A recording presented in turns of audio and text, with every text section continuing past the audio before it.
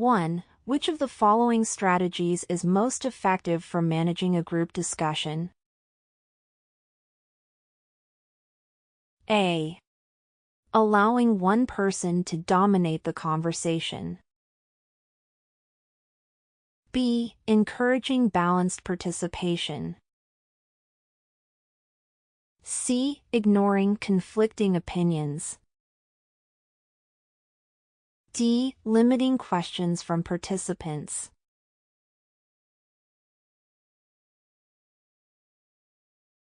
2. When presenting complex information to an audience, it is best to A. Use technical jargon extensively. B. Break down information into simple parts. C. Speak as quickly as possible. D. Focus solely on visual aids.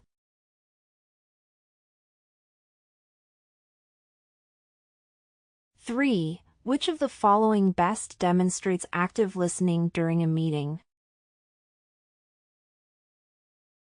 A. Multitasking while listening.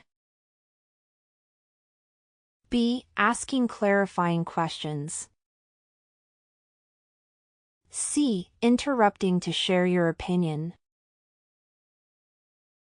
D. Taking extensive notes without responding.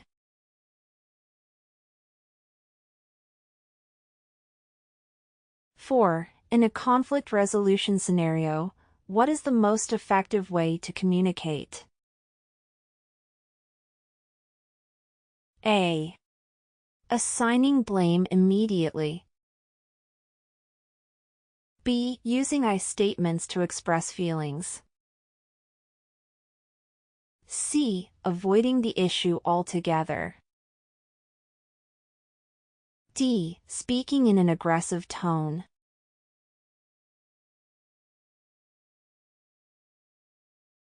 Five. What is the primary purpose of a follow-up question in an interview? A. To challenge the interviewee's knowledge.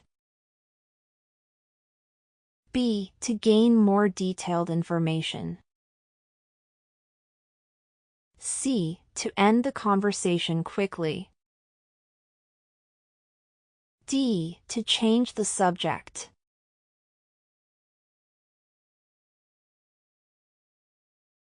Six. Which of the following is the best thesis statement for an essay on remote work? A. Remote work has some benefits and drawbacks. B. Remote work significantly improves work-life balance and productivity. C. Many companies are adopting remote work policies. D. Remote work is common in the tech industry.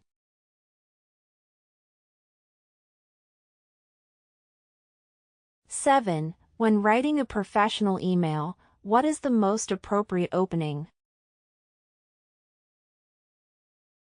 A. Hey, what's up? B. Dear recipient's name, I hope this message finds you well. C. To whom it may concern. D. Yo.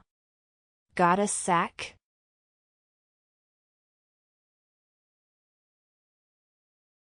Eight. Which of the following sentences is the most concise and clear? A. Due to the fact that the meeting was rescheduled, the presentation had to be adjusted accordingly. B. Because the meeting was rescheduled, the presentation had to be adjusted. C. The presentation had to be adjusted due to the rescheduling of the meeting. D. Since the meeting was rescheduled, it caused adjustments to the presentation.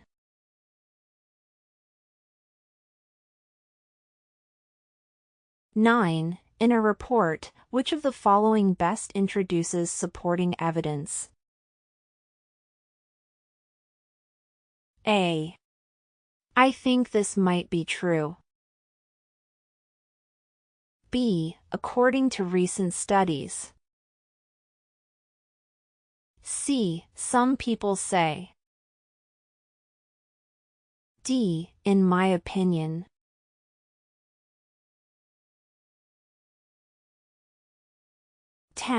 Which of the following transition words is most appropriate for contrasting ideas?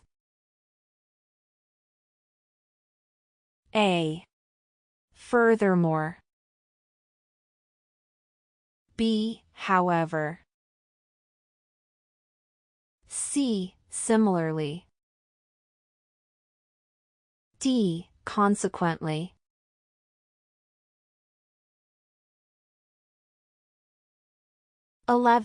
When drafting a formal report, which of the following is most important? A. Using informal language. B. Maintaining an objective tone. C. Including personal anecdotes. D. Using slang for relatability.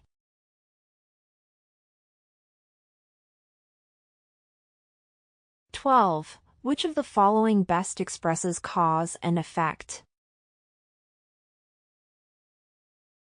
A. Although the project was delayed, it was successful. B. Because the deadline was missed, the project was postponed. C. The project was postponed despite the deadline. D. The project was delayed, however, it was completed.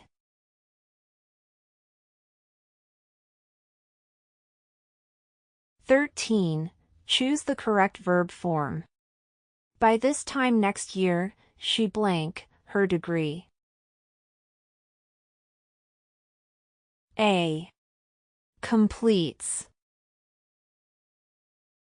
B. Will have completed. C. Is completing. D. Will complete.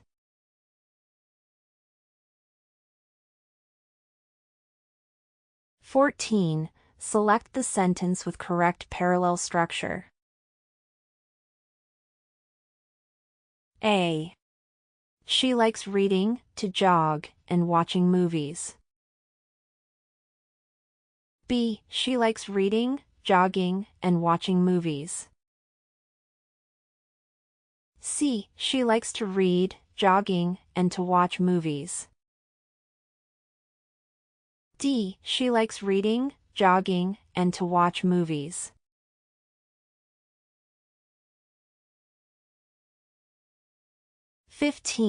Which word best fits the sentence? The manager's decision was both strategic and blank. A. Controversial. B. Pragmatic.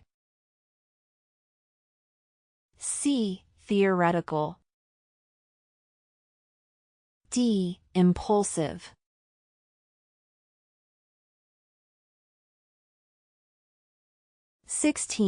In a research paper, which of the following is the best way to introduce a counterargument? A. This is wrong because. B. Some might argue that. C. No one believes that. D. It is obvious that.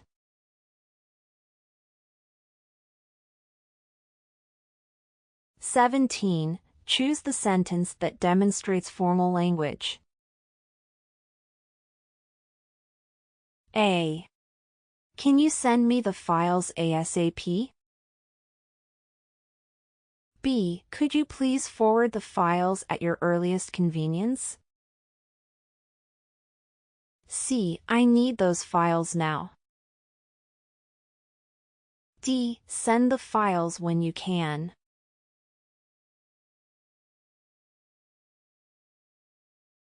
18. Which phrase is most appropriate for a business presentation? A. Let's get started, guys. B. Good morning, everyone. Let us begin. C. Okay, here we go. D. You all ready?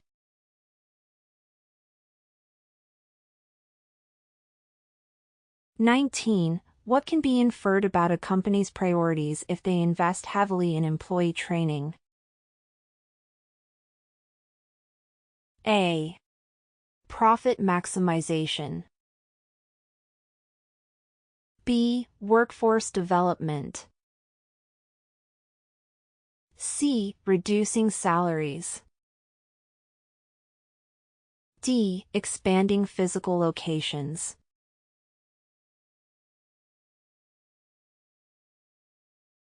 20. If a study finds a correlation between screen time and lower academic performance, which of the following is a logical conclusion?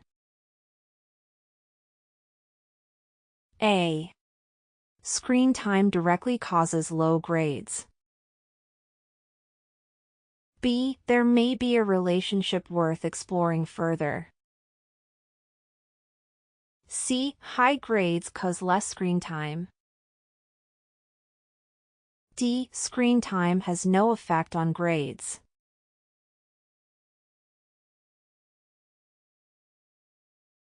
(21) In a podcast about leadership styles, which style was described as fostering innovation? A. Authoritarian. B. Laissez-faire. C. Transformational. D. Bureaucratic.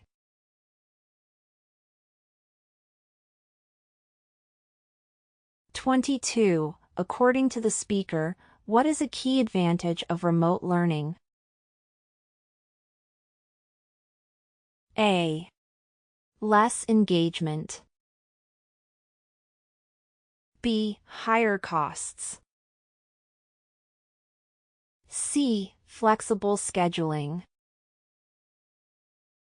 D. Limited access to resources.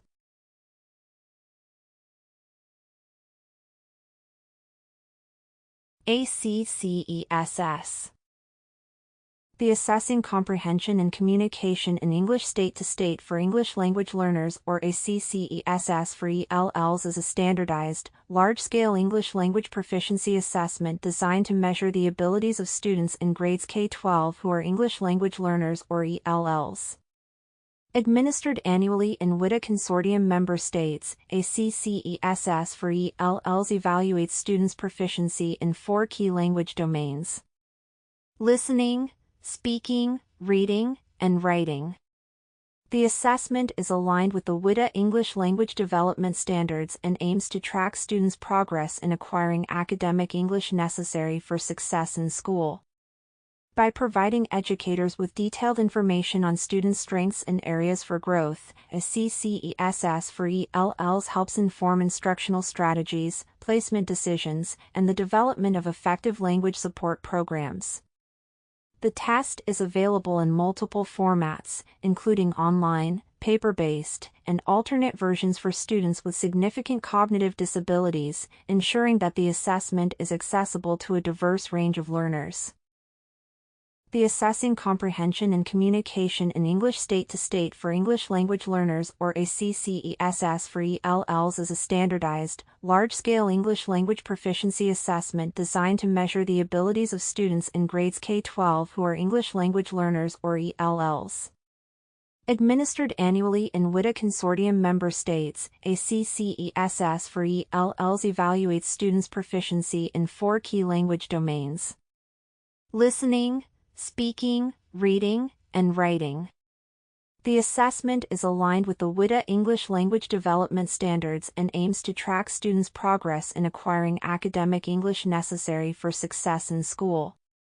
By providing educators with detailed information on students' strengths and areas for growth, a CCESS for ELLs helps inform instructional strategies, placement decisions, and the development of effective language support programs.